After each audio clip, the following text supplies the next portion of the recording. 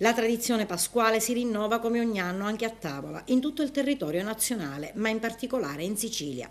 È legata alla preparazione dei dolci, momento conclusivo dell'autopranzo di Pasqua.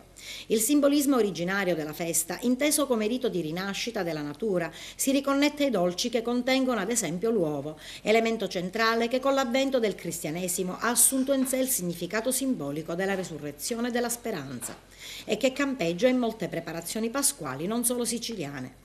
Ad Agrigento un gruppo di religiose benedettine, le monache di Santo Spirito, mantiene viva la memoria storica appartenuta ai nostri avi e legata alla festa della risurrezione, tramandando le ricette delle suore dalle più anziane alle più giovani, come spiega Suor Faustina. Questa è una tradizione plurisecolare che il monastero ha fatto dai primi secoli dell'apertura.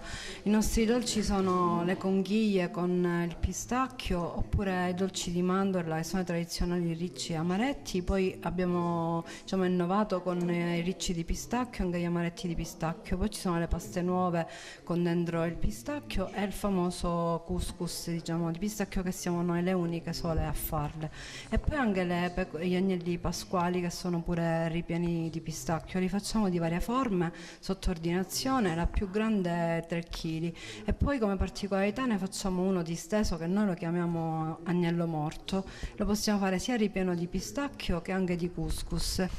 Quindi voi racchiudete la tradizione legata anche alla qualità dei prodotti che usate, tipici nostri siciliani. Noi usiamo la mandorla nostrana, quella di Raffadali, anche il pistacchio nostrano, solo che oggi è un po' difficile trovare il pistacchio perché questo nostrano si fa fatica a prenderlo.